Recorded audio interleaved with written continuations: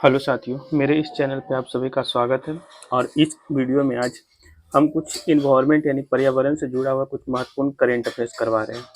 ठीक है, ये सभी क्वेश्चन जो है आगे आने वाला एग्जाम बिहार एसआई मेंस के लिए हो गया या फिर 72वीं बीपीएससी या बीपीएससी एईडीओ, इसके अलावा बिहार एसएससी स्पेशल, कोई भी आपको एग्जाम देना है तो इस वीडियो को आप देख सकते हैं। तो चलिए शुरू करते हैं।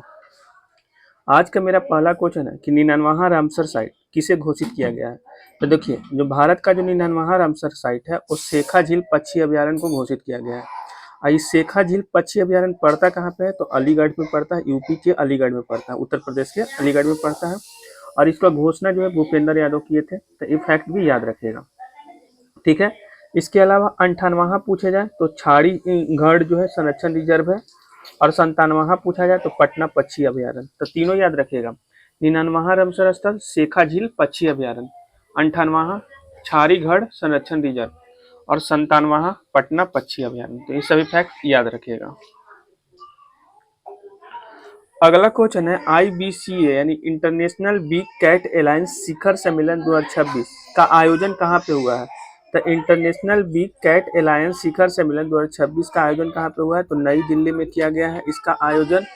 और इसका थीम क्या था, तो 2026 में जो इंटरनेशनल बिग कैट अलायंस शिखर सम्मेलन हुआ था, इसका थीम था save big cat, save humanity and save ecosystem, यही इसका थीम था। ये याद रखिएगा ना कि इंटरनेशनल बिग कैट अलायंस क्या है, तो एक तरीके का अंतर्राष्ट्रीय संगठन है जिसका हेड क्वार्टर कहाँ पे पड़ता है, तो अपना देश भारत में पड़ता है। और इसका स्थापना हुआ था 2023 में, लेकिन आधिकारिक दर्जा जो है इसको 23 जनवरी 2025 को मिला था। अच्छा, इंटरनेशनल बिग कैट अलायंस का मुख्य उद्देश्य क्या होता है, तो जो 7 प्रमुख बिल्ली होते हैं ना, बड़े बिल्ली, उसको संरक्षण करना, यही इसका मुख्य उद्देश्य होता है। तो सभी फैक्ट याद हो गया होगा। इंटरनेशनल बिग कैट अलायंस शिखर सम्मेलन 2026 का आयोजन कहाँ पे किया गया था, नई दिल्ली में। थीम क्या था, तो save big cat, save humanity, save ecosystem. यह एक तरीके का अंतर्राष्ट्रीय संगठन है जिसका मुख्यालय कहाँ पे है, तो भारत में है। इसका स्थापना कब हुआ था, तो 2023 में हुआ था। इसको आधिकारिक दर्जा कब मिला था, तो 23 जनवरी 2025 को मिला था। चलिए अगले क्वेश्चन की तरफ चलते हैं। अगला क्वेश्चन है कि अंतर्राष्ट्रीय जल सप्ताह 2026 का आयोजन कहाँ पे किया गया था। अंतर्राष्ट्रीय जल सप्ताह 2026 का बात हो रहा है, तो इसका आयोजन नई दिल्ली में किया गया था। ठीक, ये जो 2026 में अंतर्राष्ट्रीय जल सप्ताह का जो आयोजन किया गया था, एक क्रम में 9वां था और इसका शुभारंभ जो है CR पाटिल के द्वारा किया गया था। थीम भी इसका याद रखिएगा, इसका थीम क्या था, तो climate resilient and water management, यही इसका थीम था। एक बार रिवीजन करवाते हैं। अंतर्राष्ट्रीय जल सप्ताह 2026 का आयोजन कहाँ पे किया गया था, नई दिल्ली में। क्रम कितना नंबर का था, तो 9वां नंबर का था। इसका शुभारंभ किसके द्वारा किया गया था, तो CR पाटिल के द्वारा किया गया था। और इसका थीम एगो याद रखिएगा, क्लाइमेट रिसाइलेंट वाटर मैनेजमेंट, इसका थीम था। अगला क्वेश्चन है व्हिटली पुरस्कार 2026। तो ये व्हिटली पुरस्कार 2026 को ग्रीन ऑस्कर के नाम से भी जानते हैं। पहला फैक्ट ये याद रखिएगा। दूसरा फैक्ट, 2026 में जो व्हिटली पुरस्कार 2 लोगों को दिया गया था, 2 महिला को दिया गया था। पहला दिया गया था परवीन शेख को और दूसरा दिया गया था बरखा सुब्बा को। तो ये 2 लोगों को जो है दिया गया था व्हिटली पुरस्कार 2026 में, दोनों याद रखिएगा। और इसका शुरुआत 1994 में हुआ था। और ये दिया किसको जाता है, तो जो लुप्त प्राय प्रजातियों का संरक्षण करता है ना, उसको दिया जाता है। तो सभी फैक्ट याद रखिएगा। व्हिटली पुरस्कार 2026 किन 2 महिला को दिया गया था, तो परवीन शेख और बरखा सुब्बा को दिया गया था। अगला क्वेश्चन है कि विश्व पक्षी प्रवासी दिवस 2026 कब मनाया गया, तो विश्व पक्षी प्रवासी दिवस 2026 9 मई को मनाया गया था। ये भी फैक्ट याद रखिएगा। अगला क्वेश्चन है कि राष्ट्रीय राजमार्ग के किनारे, जो राष्ट्रीय राजमार्ग है यानी नेशनल हाईवे है, इसके किनारे जो है मधुमक्खी गलियारा बनाया गया, जो कि भारत का पहला मधुमक्खी गलियारा है। तो ये किसके द्वारा डेवलप किया गया था, NHAI के द्वारा डेवलप विकसित किया गया इसको। तो भी फैक्ट याद रखिएगा। राष्ट्रीय राजमार्ग के किनारे मधुमक्खी गलियारा बनाया गया है, जो किसके द्वारा, तो NHAI के द्वारा विकसित किया गया है। अगला है एक गामनी है जो कि मादा चीता है। गामनी एक मादा चीता है, इन्होंने 3 सबकों को जन्म दिया है। तो ये जो गामनी मादा चीता है वो कहाँ पाया जाता है, तो कूनो राष्ट्रीय उद्यान मध्य प्रदेश में पाया जाता है। तो ये फैक्ट याद रखिएगा, ठीक है। अगला है उदंती सीता नदी टाइगर रिजर्व। तो ये उदंती सीता नदी टाइगर रिजर्व कहाँ पे पाया जाता है, तो छत्तीसगढ़ में है।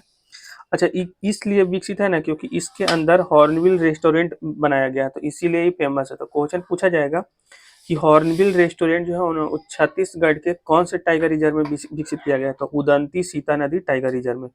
उदंती सीता नदी टाइगर रिजर्व में जो है ना वो हॉर्नबिल रेस्टोरेंट को जो है विकसित किया गया है। चलिए नेक्स्ट पेज की तरफ चलते हैं। इसमें जो भी क्वेश्चन शामिल किए हैं वो सिर्फ पर्यावरण से संबंधित है, तो ध्यान से सुनिएगा, यहाँ से एक भी क्वेश्चन बाहर एग्जाम में आपको नहीं दिखेगा। अगला क्वेश्चन है कि वन जीवी दीदी पहल योजना, ये जो वन जीवी दीदी पहल योजना है ये कहाँ पे शुरू किया गया है? तो ये जो वन जीवी दीदी पहल योजना है इसको शुरू किया गया है पलामू टाइगर रिजर्व में। पलामू टाइगर रिजर्व कहाँ पे पड़ता है? तो झारखंड में पड़ता है। तो ये जीवी दीदी पहल योजना कहाँ पे शुरू किया गया है? तो पलामू टाइगर रिजर्व झारखंड में। इसके तहत क्या किया गया कि जो जो 17 चयनित गांव है उस 17 चयनित गांव के जो महिला शिक्षित महिला है उसको पर्यावरण शिक्षक बनाया जाएगा, मैंने उसको ट्रेनिंग दे करके और जो है शिक्षक बनाया जाएगा। तो ये फैक्ट याद रखिएगा। तो वन जीवी दीदी पहल योजना कहाँ पे शुरू किया गया है?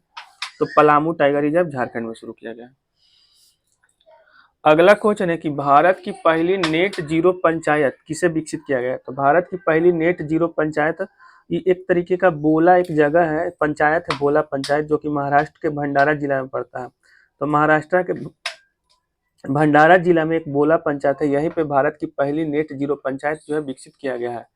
अगला हनुमान परियोजना कहाँ पे शुरू किया गया है? तो आंध्र प्रदेश में शुरू किया गया, ये भी याद रखिएगा। एक है टेकीड्रोमस अल्टा पेनिसिस छिपकली है, एक टेकीड्रोमस अल्टा पेनिसिस छिपकली की प्रजाति है, इसका खोज असम में किया गया है। भारत का पहला माइक्रो अलगे टावर प्योर एयर कहाँ पे स्थापित किया गया है? तो नई दिल्ली में। ये भारत का पहला माइक्रो अलगे टावर प्योर एयर नई दिल्ली में विकसित किया गया है। लास्ट है वन उत्पादों के लिए प्रमाणन प्राप्त करने वाला भारत का पहला राज्य कौन सा बन गया? तो आंध्र प्रदेश। ये जो वन उत्पादों है ना इसके लिए प्रमाणन प्राप्त करने वाला भारत का पहला राज्य कौन बन गया है? तो आंध्र प्रदेश। तो ये पांचों याद कर लीजिएगा, यहाँ से क्वेश्चन एग्जाम में दिख सकता है आपको। अगला है आरोग्य वन पहल। तो आरोग्य वन पहल जो है ना इसका शुभारंभ नितिन गडकरी के द्वारा किया गया। इसका संचालन कौन करेगा? तो NHAI करेगा। इसका उद्देश्य क्या है? तो राष्ट्रीय राजमार्ग के किनारे खाली पड़े जमीनों को औषधि वृक्षारोपण करना। देखिए आरोग्य वन पहल का शुभारंभ कौन किया है? नितिन गडकरी किया है। किसके द्वारा विकसित किया संचालन किया जाएगा? तो NHAI के द्वारा संचालन किया जाएगा। उद्देश्य क्या है इसका? कि जो राष्ट्रीय राजमार्ग है नेशनल हाईवे उसके किनारे खाली पड़े जमीनों पर औषधि वृक्षारोपण किया जाएगा। इसके अलावा याद रखिएगा कि प्रोजेक्ट हिम सरोवर किसके द्वारा शुरू किया गया? तो लद्दाख के द्वारा। एशिया का सबसे लंबा एलिवेटेड वन्य जीव कॉरिडोर कहाँ पे विकसित किया गया है? एशिया का सबसे लंबा एलिवेटेड वन्य जीव कॉरिडोर कहाँ पे विकसित किया गया है? तो राजाजी राष्ट्रीय उद्यान उत्तराखंड में विकसित किया गया है। ठीक है, राजाजी राष्ट्रीय उद्यान उत्तराखंड में एशिया का सबसे लंबा एलिवेटेड वन्य जीव कॉरिडोर जो है विकसित किया गया है। इसके अलावा कॉप से याद रखिएगा, COP 33 का आयोजन जो है 2028 में भारत में ही होगा। COP 32 का जो है अदरीस अबाबा में 2027 वाला, और COP 31 जो है इस साल तुर्की और ऑस्ट्रेलिया में हुआ 2026 वाला। तो ये तीनों याद रखिएगा स्क्रीनशॉट लेके, क्योंकि यहाँ से क्वेश्चन एग्जाम में दिखता है। और आज का लास्ट क्वेश्चन है कि विश्व आर्द्र भूमि दिवस कब मनाया जाता है? तो 2 फरवरी को मनाया जाता है विश्व आर्द्र भूमि दिवस। और ये जो 2 फरवरी को विश्व आर्द्र भूमि दिवस मनाया गया है 2026 में, इसका थीम क्या है? थीम से क्वेश्चन बहुत ज्यादा एग्जाम में आता है, आर्द्र भूमि और पारंपरिक ज्ञान सांस्कृतिक विरासत का उत्सव। तो यही इसका थीम था। उम्मीद करते हैं कि आपको पूरा वीडियो पसंद आया होगा। अगर अच्छा लगे तो चैनल को सब्सक्राइब कर लीजिएगा और इस नंबर पे मैसेज करके व्हाट्सएप ग्रुप में आप ज्वाइन कर लीजिएगा, क्योंकि जो भी हम PDF वगैरह डालते हैं इसी व्हाट्सएप में ग्रुप में डालते हैं अपना।